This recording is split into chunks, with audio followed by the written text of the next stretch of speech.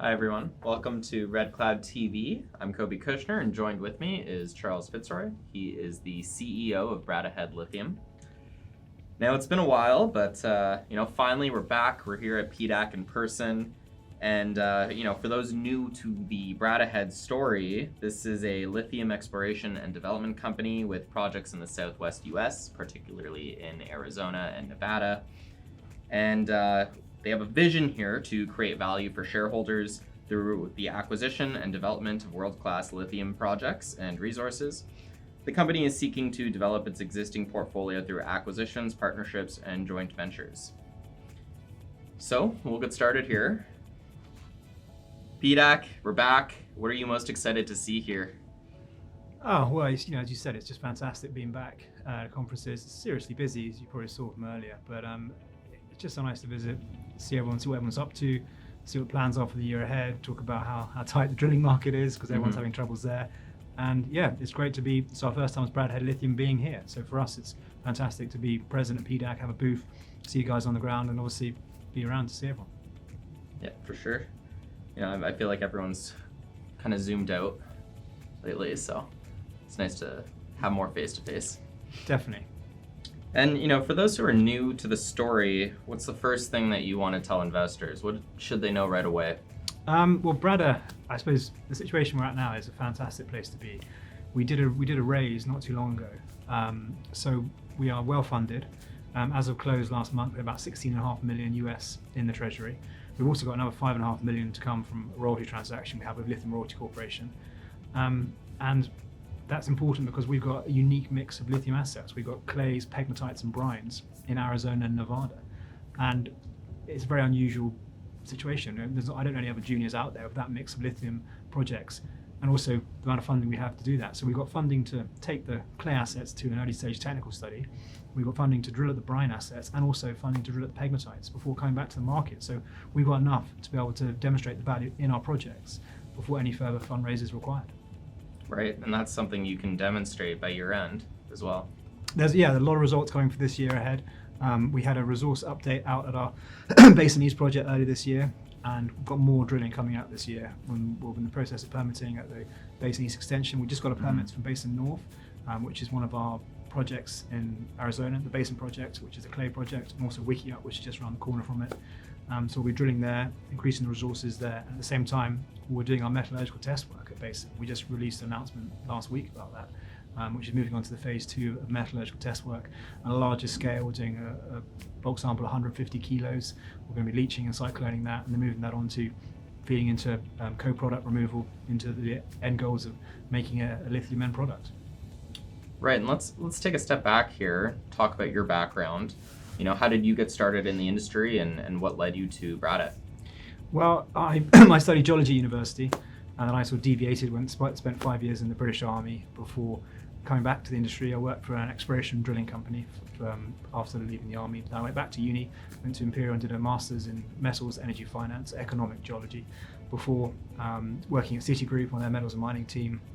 Had a brief stint with BlackRock, Evie Hambro, and then I was a mining analyst at a small brokers in London before joining China Moly on their corporate development team, where I did a lot of work looking at various things, and lithium was one area. I did a lot of work looking at projects in Australia and South America, and that's when the opportunity came for Bradda, and I jumped at it to be involved in Bradda, which has, as I said, that unique asset mix in the US, which is a fantastic place for developing lithium projects at the moment with what's going on with the Biden administration's push for clean energy, moving into the electric green revolution.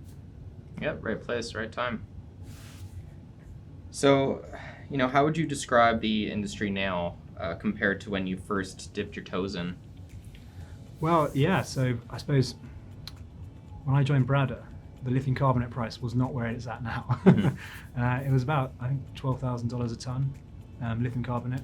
It was April 2021, maybe even lower. And then obviously now it's up at crazy levels. So, the outlook was still strong. I think people were questioning when this demand's coming, and the demand came strongly from 21 to now. Obviously, we had a bit of a correction in lithium price, but we're in a seriously strong position. Back in 2018, when we had that first lithium price spike, the demand wasn't there, and then the supply just got rid of that lithium price rise. But now we're in a very strong position whereby the future is very bright for lithium demand, and the supply is just not there to meet it.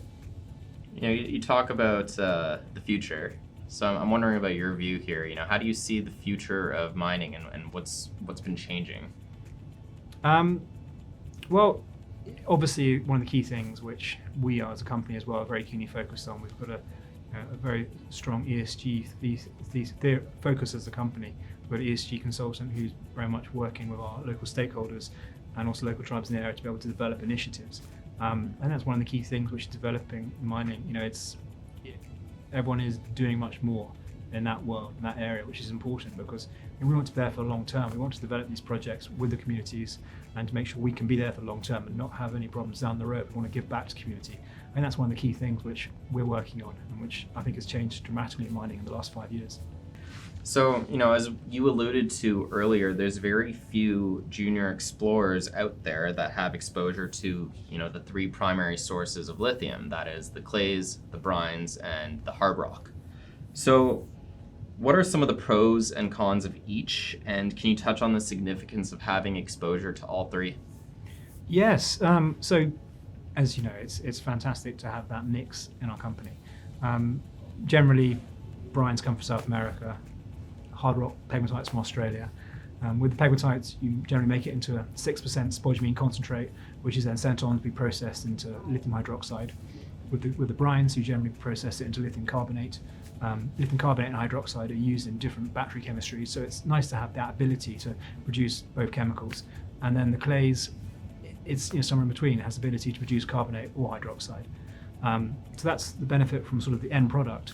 And from a capex point of view and time point of view, the brines can potentially be quite quick to get in production. If you demonstrate you've got a brine reservoir, obviously DLE is a developing technology and everyone's working out how to do it in the best way. That is potentially quite a quick route. The clays, we're working with our processing team to work out on the metallurgical side of things. Capital costs again will be higher than, say, the pegmatites. The pegmatites is probably the most potentially exciting if we demonstrate from our drilling coming up later this year. So we're drilling there actually very shortly. We're just waiting on our permit to come through, which we've been told should be imminent. And the lower capital cost required for the pegmatites, because you're making an intermediate product, again, is a benefit. Means it's a fraction of the cost of the capital cost for a brine or a clay project, and you're making that end product which you can be processed by someone else. So having that ability is fantastic. And alongside with lithium carbonate prices rising over the last year, spodumene concentrate prices have also risen dramatically. So, can you guys recently put out a new resource at your Basin East project. How does it compare to the last? And, do you plan on following up with additional drilling at your clays? Yeah, so that resource was fantastic. We did a relatively conservative drill program last year. We drilled just over 1,000 meters, core drilling at our Basin East claim, and we increased the LCE, so lithium carbonate equivalent in the ground tons, by 65%. For quite a small area increase. We had drilled on just under 2% of our sedimentary claims in Arizona, and now we've drilled on just on 2.5%. So really small increase for a large jump in LCE in the ground. And the important thing that goes alongside of that is SRK, who did the resource upgrade, have now given us an exploration target at our Basin project between 1 and 6 million tons of LCE. So that's fantastic. That puts our project alongside of, for example, American Lithium's TLC project has between sort of 5 and 7 million tons, depending on your cutoff grade. So puts us in the potential area of that, and where we're located is very good for infrastructure. Just next to our Basin project, you've got Freeport's Bradda copper mine, been there for 100 years. Got Highway 93 running up through Wiki Up. We're in a very strong position from infrastructure and where we are located for end users. A lot of battery manufacturers are popping up around the southwest of the US, especially LG Chem, putting up a plant in Arizona. So we're very well located, and that resource upgrade has given us the ability to demonstrate the potential there. And that Basin project is potentially a project now. We've got that exploration target, and that's what we're doing. We've got a permit to drill at Basin North, and we're in the process of permitting at Basin East extension. And that's going to feed into a 44-hole drill program for this year, which will be an updated resource by the end of the year. And that's what we're doing at Basin. We're just keeping the drilling going, expanding the resources, and at the same time working on the metallurgical test work, because that's the key thing in clays. And this will all feed into a PEA, so an early stage technical study for the second half of next year, because that's the first time the market will be able to see a economic valuation of the project, and that's what we're working towards. Good stuff. And moving further south over to San Domingo, this is your pegmatite hard rock project. What's the history there? And maybe give us a hint as to what's to come in your upcoming drilling program. Well, I don't want to get too excited because it is a really exciting prospect. If we look at valuations of lithium companies out there, pegmatite companies have a far higher valuation than clays or brines. It's just a fact. So if we can demonstrate we have something on our pegmatite, which we're drilling very shortly, then it'll be a bit of a game changer for the company. But the assets were, the district was mined back in the 40s and 50s. We've done chip, channel sampling, grab sampling, all returned very positive samples of lithium. And we've done some geophysics there, which has demonstrated that the roots of the pegmatites do go deeper. We just need to drill now. We've also started a 3D mapping project with SRK, which will be putting some results out not in the too far future, which has been very, very interesting. And all this has helped us with our drill program. And the drill program is going to be starting once we get the permits, which is hopefully imminent. And once we do that, then we'll be getting the news out to market as soon as possible, because we've got a big area there, 9K strike. And this first program is going to be 2 areas we're drilling at, 30 holes, about 7,000 meters, 15 holes at 150 meters, then 15 holes at 300 meters to understand what's going on at the depth, because that's what we think is interesting there. We have these really interesting sort of hill lines where you have the pegmatites at the top, and you can see because they're hard rock, and when you see where the valleys are, it's weathered out, and we think there's something really interesting, and what we've seen so far is it could be very exciting, and we'll be drilling there soon. Once we get the results, we'll get them out to market as soon as we can. I don't want to get too excited, but it is a very exciting prospect there. Right, yeah, no, exciting times ahead. Based on what I recall, the geophysics suggests that these pegmatites might coalesce at depth into a larger feeder system. Potentially, and that would be, that's what the thesis is. The team who found it were Australian geologists, because most pegmatites are in Australia up until now, and so that's what they thought. They saw it, and they thought it looked potentially similar to zone systems like you have in Australia, like a Kathleen Valley, something like that, where you have these sort of small ones at surface going down to deep feeder system, big bulk feeder systems at depth, and that's the plan. That's what we're trying to demonstrate from this program. Right on. Okay, so let's move over to Nevada now. You have 2 projects there. You've done some geophysics. Tell me about these projects, and has the geophysics given you any hints as to what might lie below? So we've done some deep geophysics, magnetotellurics at both Wilson and Eureka, our 2 brine prospects up in Nevada. And the magnetotellurics has demonstrated the presence of reservoirs at differing depths. So at Wilson, which we are permitted to drill out, we've got 2 holes permitted to drill at Wilson. Hopefully we're drilling later this year. There's a brine reservoir, a shallow one between 150 and sort of 450 meters deep. And there's a deep one a bit further down, about 1,000 meters. But we're permitted to drill into that shallow reservoir to test that. That's what we're very excited about doing, fingers crossed, later this year. And then Eureka, where we have recently done a shallow drill program to test the clay potential as well as brine potential. We've also done magnetotellurics and shallow geophysics. The magnetotellurics has demonstrated, again, a potential reservoir a bit deeper, between 600 and 2,000 meters.